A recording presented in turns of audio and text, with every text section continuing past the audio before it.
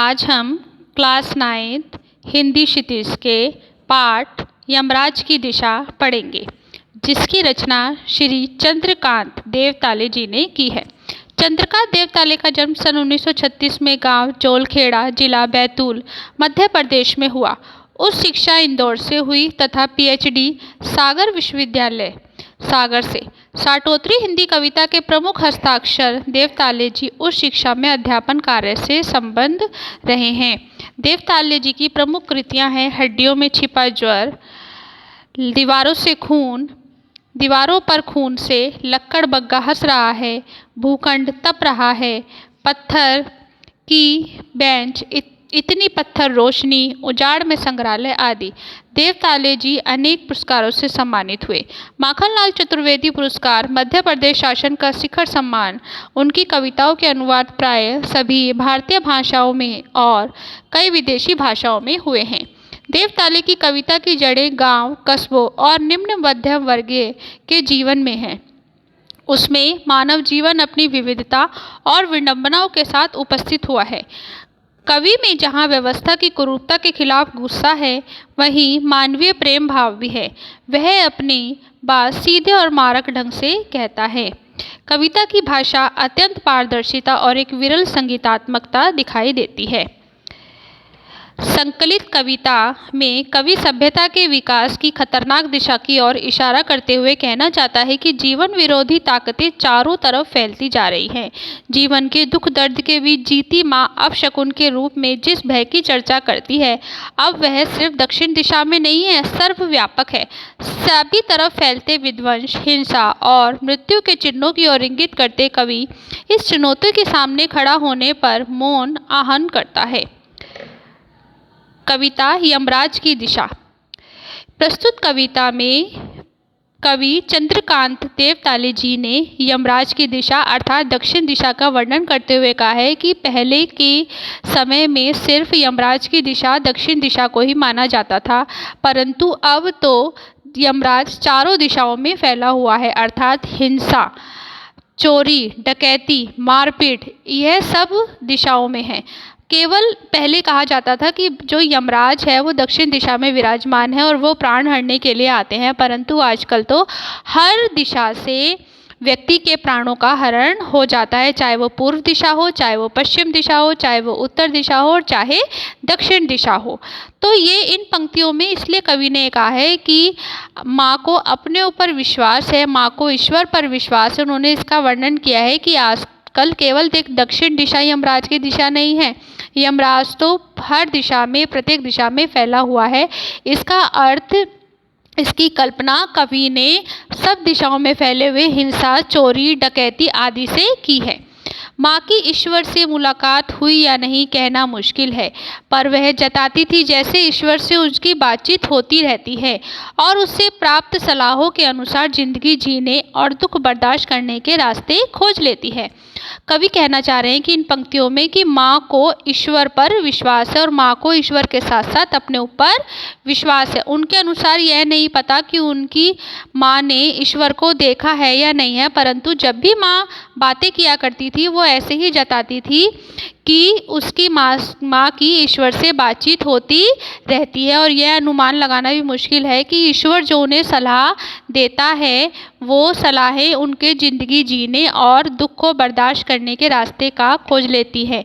अर्थात माँ, ईश्वर जो उन्हें सलाह दे रहा है, ईश्वर जो उनके ऊपर आत्मविश्वास दिखाया है, ईश्वर का जो उनके ऊपर विश्वास है और माँ का ईश्वर के ऊपर जो विश्वास है, उन विश्वासों को देखते हुए माँ के पास समस्याओं का सामना करने की प्रेरणा मिलती रहती है।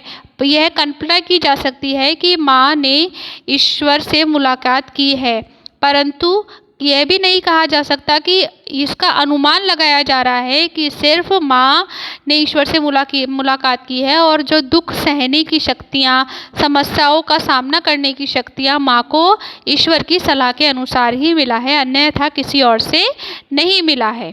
केवल माँ ने यह कहा है कि आजकल जो दिशाएं हैं वह यमराज की दिशा दक्षिण दिशा में नहीं बल्कि चारों दिशाओं में है। अब कवि कह रहे हैं कि माँ ने एक बार मुझसे कहा था कि दक्षिण की तरफ पैर करके मत सोना। बच्चों, कहा भी जाता है ना कि हमें हमेशा दक्षिण की तरफ पैर करके नहीं सोना चाहिए, क्योंकि दक्षिण दिशा क्या है, यमराज की दिशा मानी जाती है। और यमराज किसके देवता हैं? मृत्यु के देवता हैं। तो इसलिए उन्हें माना जाता है कि दक्षिण दिशा यमराज की दिशा है, तो और दक्षिण दिशा की तरफ पैर करके नहीं सोना चाहिए। आपके बड़े लोगों ने भी कहा होगा कि दक्षिण दिशा की तरफ पैर मत करना। अगर दक्षिण दिशा की तरफ पैर करोगे तो मृत्यु को शीघ्र से शीघ्र प्राप्त होगी। लेकिन आजकल क्या हो रहा है, जब पहले तो दक्षिण दिशा को ही मृत्यु की दिशा माना जाता था और यमराज को मृत्यु के देवता माना जाता था, लेकिन ऐसा नहीं है। ऐसा नहीं है कि आजकल तो चारों दिशाओं में मृत्यु के देवता यमराज की दिशा फैली हुई है। माँ ने कहा था कवि से एक बार कि कभी भी दक्षिण की तरफ पैर करके मत सोना, वह मृत्यु की दिशा है। मतलब वह मृत्यु की दिशा है, वह यमराज की दिशा है और यमराज को क्रुद्ध नहीं करना चाहिए। यह बुद्धिमानी की बात नहीं है। अब उन्होंने ये कहा कि हमें मृत्यु की तरफ यानी कि दक्षिण दिशा की तरफ पैर करके नहीं सोना चाहिए। यह कोई अच्छी बात नहीं है, बुद्धिमानी की बात नहीं है। हमें तो पूर्व दिशा, पश्चिम दिशा, उत्तर दिशा की तरफ पैर करके सोना चाहिए। तो अगर अब आपको हम लोग भी कह देते हैं ना कि भगवान की तरफ पैर करके मत सो, है ना, भगवान के मंदिर की तरफ पैर करके मत सो। तो भगवान के मंदिर की तरफ पैर करके सोने का मतलब होता है कि अगर हम भगवान को अपने पैर दिखाएंगे, हमें तो भगवान के चरणों को छूना चाहिए ना, भगवान के पैरों को छूना चाहिए।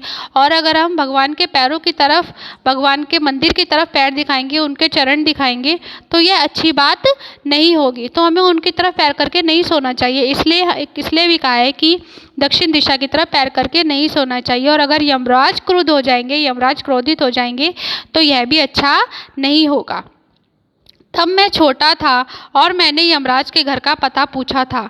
उसने बताया था, तुम जहाँ भी हो वहाँ से हमेशा दक्षिण दिशा में ही यमराज का घर है। दक्षिण दिशा ही यमराज की दिशा है और वहाँ पर यमराज की दिशा है उसकी तरफ पैर करके नहीं सोना चाहिए। यह हमारे स्वास्थ्य के लिए भी हानिकारक होता है और हमारे स्वास्थ्य के लिए भी, शरीर के लिए भी हानिकारक होता है। तो वो कवि ये कह रहे हैं कि माँ ने मुझे समझाया था कि जब मैं छोटा था तो मुझे दक्षिण दिशा की तरफ पैर करके सोने के लिए मना किया गया था कि अभी तुम बहुत छोटे हो और तुम्हें दक्षिण दिशा की तरफ पैर करके नहीं सोना चाहिए। इन्हीं पंक्तियों में, प्रस्तुत पंक्तियों में कवि यही कह रहे हैं कि बच्चों के कोमल मन में उठने वाले सवालों का वर्णन किया है।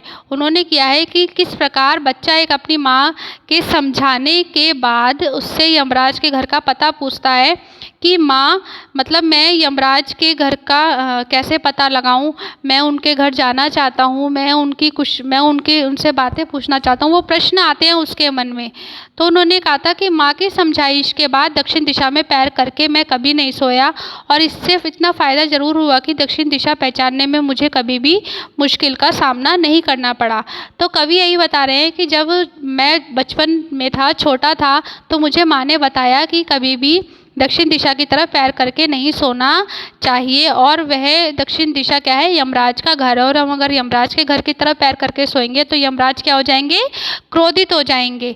तो कवि के मन में बहुत सारे प्रश्न उठते हैं कि यमराज के घर का पता पूछने लगता है वो। माँ की कुशलता का तो कोई जवाब नहीं है, उसे पता है कि बच्चे को किस तरह समझाना है। तो वह यही बताती हैं कि दक्षिण दिशा में पैर करके नहीं सोना चाहिए। और उनके समझाने के बाद कभी दक्षिण दिशा में पैर करके कभी सोया भी नहीं। और इससे इतना फ़ायदा ज़रूर हुआ कि उन्हें दक्षिण दिशा को पहचानने में कभी मुश्किल नहीं हुई, क्योंकि माँ ने कहा था कि जिस तरफ तुम्हारा घर है या जिस तरफ तुम खड़े हो उसके ठीक दक्षिण की तरफ दक्षिण दिशा है। मैं दक्षिण में दूर दूर तक गया और मुझे हमेशा माँ की याद आई। दक्षिण को लाग लेना संभव नहीं था, होता छोर तक पहुँच पाना तो यमराज का घर देख लेता। पर आज जिधर भी पैर करके सो वही दक्षिण दिशा हो जाती है। सभी दिशाओं में यमराज के आलीशान महल हैं और वे सभी में एक साथ अपनी दहकती आंखों सहित विराजते हैं। माँ अब नहीं है और यमराज की दिशा भी अब वह नहीं रही जो माँ जानती थी। तो कवि यही कहते हैं कि मैं दूर दूर तक दक्षिण के देशों में गया, दक्षिण के राज्यों में गया, परंतु मैं जहाँ पर भी गया मुझे हमेशा माँ की याद आई। दक्षिण दिशा को लांघ पाना संभव नहीं है। अगर कोई छोर होता तो वो दक्षिण दिशा को लांघ भी पाते, लेकिन उसका तो कोई छोर था ही नहीं, तो वह दक्षिण दिशा को कैसे देख पाते। अगर दक्षिण दिशा का किनारा होता, छोर होता, तो वो यमराज के घर तक पहुंच जाते, यमराज का घर देख लेते। परंतु आज की दिशा में और पहले की दिशाओं में बहुत अंतर हो गया है। पहले तो सिर्फ एक यमराज का घर क्या होता था, दक्षिण दिशा की तरफ होता था। सिर्फ कहाँ पर होता था, दक्षिण दिशा में। परंतु आजकल तो पूर्व, पश्चिम, उत्तर सभी दिशाएं तो यमराज की दिशाएं हैं और जिधर भी पैर करके सोते हैं उधर ही दक्षिण दिशा हो जाती है। सभी दिशाओं में यमराज के आलीशान महल है। सभी दिशाओं में यमराज के आलीशान महल से अर्थ यह है कि आजकल हिंसा, चोरी, डकैती, मारपीट इतने बढ़ गए हैं, हत्याकांड इतने बढ़ गए हैं कि सभी दिशाएं यमराज की दिशा हो गई हैं और ऐसा लगता है कि वे सभी यमराज बनकर दहकती आंखों के साथ हमारे पास आ रहे हैं।